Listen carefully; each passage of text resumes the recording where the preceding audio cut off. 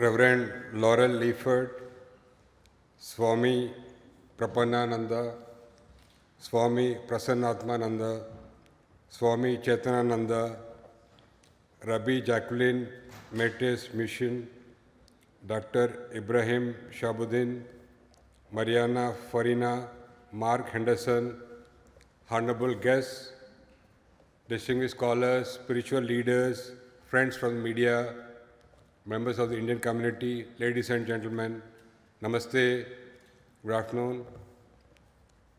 It is a profound honor to stand before you today as we commemorate the 125th anniversary of Swami Vivekananda's visit to the Bay Area, an occasion that not only recalls a historical moment but also rekindles the eternal message of universal brotherhood and spiritual awakening. The venue where we are all gathered today is a very historical place for all Indians, as all the speakers before me have mentioned, because Swamiji gave 8 lectures back in 1900. As we have heard, more than 2,000 people used to assemble to listen to Swami Vivekananda, including some 500 people used to wait outside and listen to him. I think it is a truly historic place for all of us to, especially for the Indians, to come and visit this Unitarian church, as this was the only venue in Northern California that would have allowed Swami Vivekananda to speak during that time. So I thank the Unitarian Church for giving Swamiji the opportunity to deliver 8 lectures in the year 1900. India, the land of timeless wisdom and spiritual heritage, has always been a beacon of diversity, inclusivity, and religious harmony. Swami Vivekananda embodied these values, presenting to the world the rich cultural and philosophical traditions of India. His vision was not confined to any one religion, but embraced the essence of all faiths, seeing them as different paths leading to the same divine truth. From early age, he exhibited insatiable thirst for knowledge, a deep spiritual inclination, and an unyielding quest for truth. He traveled across India, witnessing the struggles of the common people, which deeply shaped his vision of service and upliftment. His dynamic personality, scholarly brilliance, and powerful oratory made him one of the foremost spiritual leaders of modern times. Swami Vivekananda was not just a monk, but a visionary who introduced Indian philosophy, particularly, as my earlier speaker mentioned, Vedanta and yoga to the Western world. His profound teaching emphasized the unity of all religions, the divinity of the soul, and the importance of selfless service. His landmark address at the Parliament of the World Religions in 1983 in Chicago introduced the West to the depth and universality of Hindu philosophy. His words, beginning with "Sisters and Brothers of America," resonated with audiences across cultures, earning him a place in the history as a global spiritual ambassador. He emphasized the oneness of all beings, the divinity within each individual, and the importance of service as the highest form of worship. Beyond his words, Swamiji's actions spoke volumes.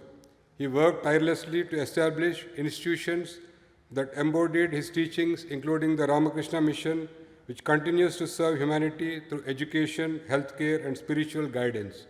His message was not limited to intellectual discourse. It was a call to action, urging individuals to awaken their own potential and work for the welfare of others.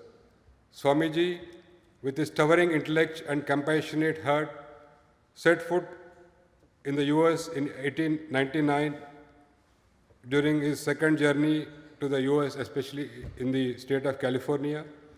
His visit not merely a geographical crossing, it was a spiritual confluence, bringing the wisdom of the Vedantic tradition to a world eager to embrace its profound truths. His teachings on interfaith harmony, selfless service, and unity of all religions remain as relevant today as they were a century ago. A direct legacy of his influence was the establishment of the first Hindu temple in the West, the Vedanta Temple in San Francisco, built in 1905 by his disciple Swami Trigunatita Nanda. Encouraged by Swami Vivekananda's vision, Swami Trigunatita Nanda spearheaded the construction of this temple with the support of American followers. And Swamiji, under the Swami Trigunatita Nanda's leadership, a center for Vedantic teachings, but was also fostered a growing spiritual community in the West. And later, we have so many Vedantic societies, like the Vedantic Society in Berkeley, Sacramento, in many other cities in the US. And the first Hindu temple, which was established in San Francisco, carries deep symbolism. Designed in an eclectic architectural style, it represents the unity of Eastern and Western traditions. The temple's octagonal dome symbolizes infinity, reflecting the boundless nature of Vedantic wisdom. Inside, the sacred shrine enshrines an image of Sri Ramakrishna, serving as a focal point for meditation and devotion. This temple was not just a physical structure, it was a bridge between cultures, embodying the spirit of universality and the synthesis of knowledge, devotion, and service. Today, as we celebrate this milestone, we are especially privileged to witness the inaugural interfaith program organized by the Vedanta Society of Berkeley. This gathering stands as a living tribute to Swami Vivekananda's dream, a world where diverse faiths coexist with mutual respect and shared understanding. His call at the Parliament of World Religions in 1893, where he proclaimed, I quote, "We believe not only in universal toleration, but we accept all religions as true," unquote, continues to inspire interfaith dialogue worldwide. So the Vedantic Society, founded on the ideals of Swamiji, has played an instrumental role in fostering these values in the Bay Area. Established in the early 20th century, the Vedantic Society of Berkeley has been a beacon of spiritual wisdom and intercultural dialogue. Over the decades, it has provided a sanctuary for seekers from diverse backgrounds, offering a space for contemplation, learning, and the practice of Vedantic teachings. I'd like to thank Swami Prasannatmanandaji for reaching out to the consulate, also to making us partner in organizing this event. So this interfaith inaugural program is a landmark initiative bringing together representatives of Hinduism, Christianity, Islam, Buddhism, Judaism, and other spiritual traditions to engage in meaningful dialogue, share their wisdom, and promote mutual understanding. This program is not just a ceremonial gathering, but a profound step towards fostering peace and unity in a world that often struggles with division. By embracing the spirit of interfaith harmony, we honor Swami Vivekananda's legacy of seeing the divine in all and working together for a higher purpose. So the discussions, prayers, and reflections shared today will serve as a testament to the enduring power of dialogue and cooperation. The Vedantic Society of Berkeley, in hosting this event, reinforces its commitments to spiritual inclusivity and collective progress. May this initiative grow into an ongoing tradition that continues to inspire people from all walks of life to come together in the spirit of mutual respect and shared humanity. Swami Vivekananda's teachings also call upon us to reflect deeply on our own spiritual journeys. His message is clear. Spirituality is not about rituals alone, but about transformation, self-discipline, and service. He urged the youth to be fearless, to strive for knowledge, and to dedicate themselves to a cause greater than themselves.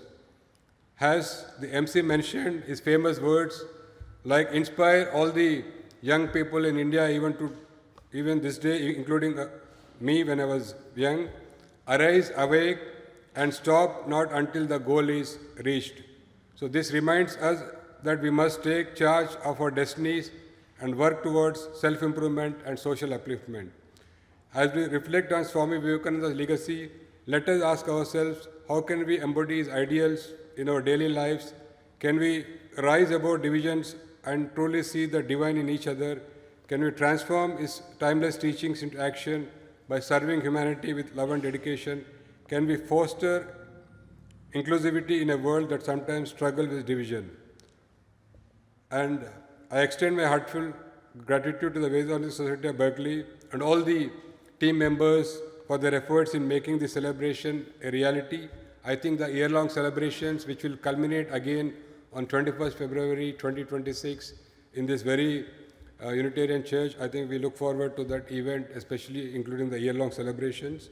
And may Swami Vivekananda's words continue to illuminate our paths, and may his vision of universal harmony inspire generation to come. So I conclude by wishing you all good health, happiness and prosperity. Thank you.